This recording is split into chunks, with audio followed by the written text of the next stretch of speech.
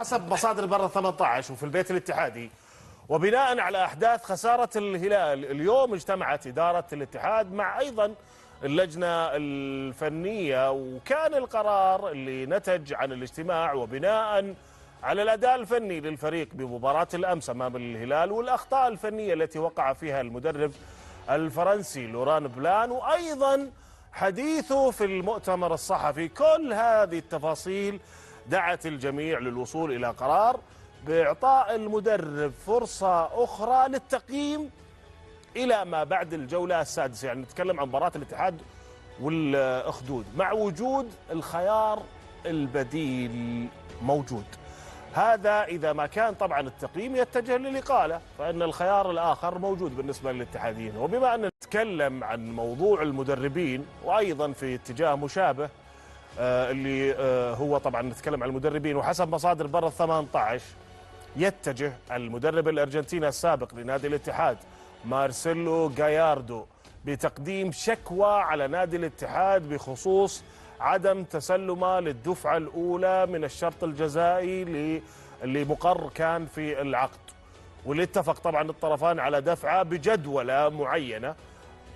حسب طبعا أيضا المصدر أنه الإدارة الاتحادية أيضا تقدمت بشكوى على المدرب لدى الفيفا، وذلك لإهمال بعض البنود اللي موجودة في العقد على سبيل المثال وليس الحصر.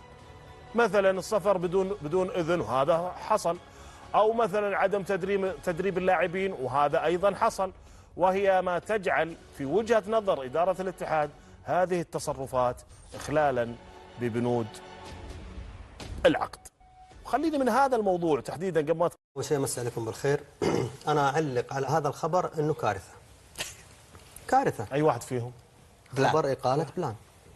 التفكير هو ما قلنا إقالة، ترى قلنا اجتماع التفكير، مجرد التفكير فيه ومجرد التفكير في هذا الموضوع هذا أعتبره كارثة، وتحديدا لو خرج من اللجنة الفنية اللي موجود فيها المدير الرياضي واللي موجود فيها الرئيس التنفيذي.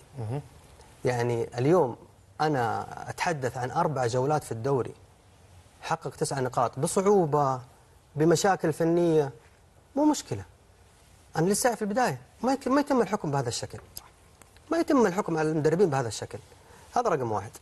رقم 2، في الخبر ذكرت أنه بسبب خسارة الهلال وبسبب تصريحه في المؤتمر. أنت ركز تقولني اليوم أشياء ما قلت أنا سمعت غلط ولا أنا؟ لا ما قلت، أنا لا قلت إقالة، قلت التفكير، قلت في إعادة التقييم، ولا قلت بسبب قلت بعد الخسارة من الهلال. هذه الأحداث اللي حدثت. طيب إذا مجرد التفكير عشان بعد خسارة بسبب، صح؟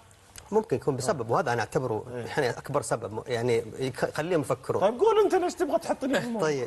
طيب أبو خالد، خسارة الهلال وتصريح مدرب الريان في البطولة الآسيوية خسر من الهلال وهو أقوى من الاتحاد فنيا وعناصريا.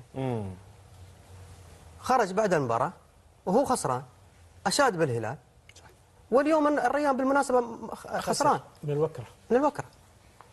يعني القرارات العاطفية هي اللي موديتنا في داهية يا أبو خالد. ما يمكن إنه هذا الموضوع يمر مرور الكرام. ليش أنا أقول كارثي؟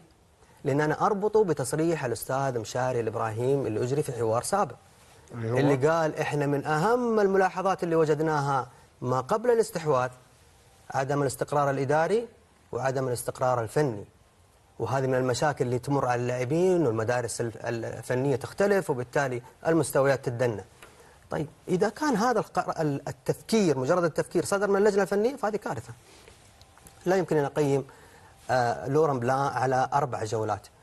أي نعم، فاز على الخلود، فاز على التعاون، وفاز على الوحدة، وهو يفوز على هذه الأندية أيضا كان عنده مشاكل فنية، وهذا أمر طبيعي. النصر مثال، كاسترو المسيرة اللي قعدها وهو برضو في مشاكل موجودة، لكن أعطى المدرب فرصة كافية أنه يعمل.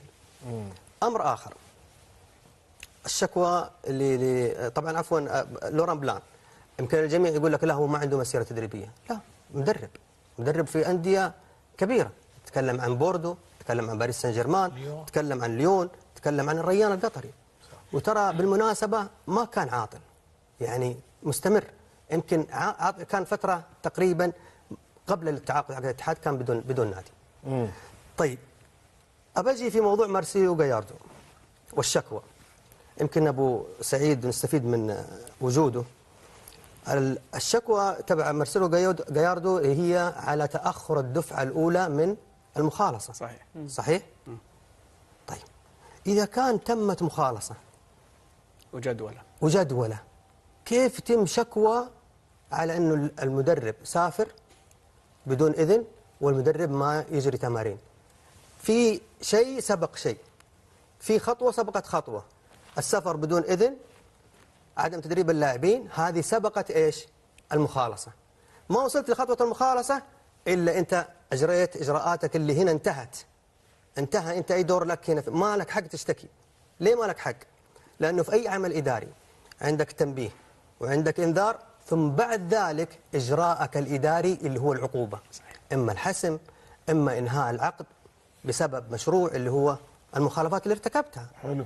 فاليوم نقطة مهمة. أي اليوم أنت تجي تقول أنا مقدم شكوى على جاياردو بسبب سفره بدون إذن وما درب اللاعبين. إذا كان طبعا ما عندي معلومة، لا ما عندي معلومة. إذا كان قبل موضوع انهاء العقد، من الأساس أنا في تلك الفترة رافع شكوى على موضوع العقد للفيفا بأنه المدرب عنده هذه التجاوزات موجودة في عقده، إهمال لبعض البنود. طيب إيش سويت أنت كإدارة؟ ماشية في إجراءاتها هي في الفيفا. تصير كذا أبو سعيد، أنا يعني ممكن أتكلم صح بالنسبة لبلان والتفكير بهذه الطريقة معه. أول شيء بسم الله الرحمن الرحيم. هو شوف أنا أخذه من جانبين. من جانب أنه إدارة نادي الاتحاد أو أيا كان المسؤول تحرك بشكل سريع. صحيح أنه شكل جدا سريع بعد الخسارة، ولكن في حس المسؤولية لدى من تحرك وناقش هالموضوع. الجانب الآخر هو جانب أنا بالنسبة لي سلبي. تكلم على 3 مدربين خلال سنة و4 جولات، إذا ضمينا ال6 جولات القادمة أو إلى الجولة السادسة تكلم على 6 جولات فقط، يعني موسم و6 جولات 3 مدربين، وفي حال أحضروا المدرب هذا مدرب رابع. تكلم في الخبر عن اللجنة الفنية اللي اجتمعت. المدرب عنصر من عناصر اللجنة الفنية. مين العنصر الثالث اللي اجتمع إذا المدرب ما هو موجود؟ إذا كان تم نقاش هالموضوع بنزيما، لأنه بنزيما هو من أصر على إحضار المدرب. بس في أطراف ثانية في اللجنة الفنية، ما هي فقط المدرب، هو عضو ضمن اللجنة. هم 3. اللجنة الفنية لا تتعدى ال3، مدرب ومدير رياضي ورئيس نادي أو رئيس تنفيذي أو رئيس تنفيذي. هو رئيس تنفيذي ومدير رياضي. ممكن هم يعني أنا أقول لك صدق أنا أشوفها. أنت تشوفها اتجاه سلبي؟ أنا أشوفها اتجاه سلبي. أنا أقول لك اتجاهين. اتجاه إيجابي إنه في تحرك سريع، إنه شافوا شيء، ولا وإني أحط المدرب تحت الضغط، إنه أنا ترى متى الأمور معك، أنا جالس أقيم معك. في الأخير حيمشوه، حيعطوا الشرط الجزائي أي ضغط، في الأخير حياخذ حقه ويمشي. هو أصلا كان عاطل وحيرجع عاطل. لا نقعد نقول إنه لأنه ما هو مدرب كبير، صراحة أزعل على إنه يمشي.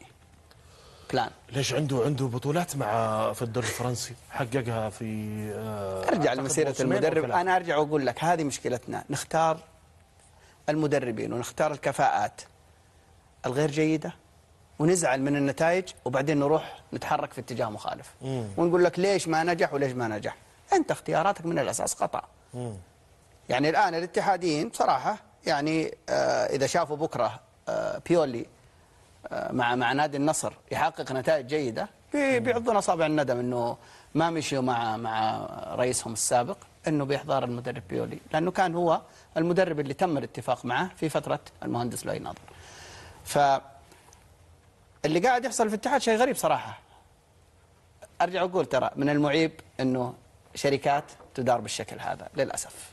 يعني أرجع لنفس الموضوع، اختيار الرئيس التنفيذي، اختيار المدير الرياضي، لما يكون ما هو على أسس صحيحة وسيرة ذاتية فيها إنجازات بشكل كبير، هذه النتائج اللي راح تطلع. لا أحد يستغرب من النتائج ويقول لا احنا عندنا رئيس تنفيذي، عندنا مدير رياضي أجانب. طب أنت أشدت بالمدير الرياضي اللي موجود عند الاتحاد؟ ما شدت فيه، أنا قلت إنه الأفضل هو الأفضل. طيب الأفضل ما بين الاثنين الثانيين، مو معناته إنه هو كويس، لا الثانيين سيئين جدا، بس هو أفضل السيئين. المدير الرياضي في برشلونة يعني ما هو في أي نادي. ارجع لتاريخه، ارجع لتاريخ المدراء الرياضيين. ارجع اقول لك سواء هيرو، سواء ليكينغرتون، سواء روي اللي في الاتحاد، كلهم مسيرتهم الرياضيه ما يعدوا من ال 15 مدير رياضي الموجودين في العالم، اللي اعتزل واللي موجود. واللي موجودين كانوا نقدر نجيبهم بالاسعار الفلكيه اللي قاعد ياخذوها الاخوان هذولي بصراحه. ما اتوقع انه واحد زي مالديني ولا مسارة ولا جنتولي ولا منشي ولا ايا كان اللي موجود الان يقول لك لا ما حجي، لا حيجي وحياخذ وحيضبط لك وحيسوي لك. انا ليش كنت اقول من بدايه المشروع بني بالمقلوب، جيب لعيبه بعدين جيب مدربين بعدين جيب مدير رياضي. لا، مشروعك ابدا صح. انت تبغى تبدا بطريقه صحيحه، اول شيء عين رئيس نادي كفو لقياده هالانديه الاربعه. جيب مدير رياضي قوي هو اللي يبني لك الفئات السنيه ويبني لك المنهجيه والخطه اللي يمشي عليها باللي يشوفه وباللعيبه اللي موجودين. بس بعدها وش معيار رئيس نادي كفو ذي؟ وش عشان افهمها؟ لا، رئيس نادي كويس. يعني شلون بقيم؟ عطني تقييمك للرئيس النادي. شو يسوي؟ رؤساء تنفيذيين كثر موجودين في المملكه العربيه السعوديه. رئيس تنفيذي تقول رئيس نادي، قصدك رئيس تنفيذي مجلس اداره؟ لا مو رئيس مجلس اداره، ابعد عن رئيس مجلس اداره، اتكلم عن رئيس النادي. طيب. اللي هو رون جورلي ولا دومينغز ولا شو اسمه جويدو في النصر. اي كفاءات سعوديه ايش كثر تقود شركات ملياريه، ما هو انديه، شركات يستطيعون قياده، في كفاءات تحب الرياضه تستطيع قياده. مدرب الرياضيين اتفق لازم اجيب مدير رياضي اجنبي، لانه المدرب الرياضيين ما عندنا، احنا ما عندنا الشخص اللي تاسس بشكل كويس انه يكون مدير رياضي يستخدم البيانات يستخدم الانظمه يستخدم اشياء كثيره. بس روح ابحث عن الناس الناجحين، ابحث عن كل ناجح في اوروبا واستقطبه. دكتور، جزئيه اخيره في موضوع جيلاردو، اتفق مع ابو ضفاف واتفق مع ابو سعيد. ترى موضوع انك انت تثبت في محاضر وتثبت على اي سواء مدرب ولا لاعب. انت في عملك كمثال بسيط، انت في عملك اذا عندك موظف متسيب وما ترسل له شعار وما تنذره، في الاخير انت ما تقدر تمشيه.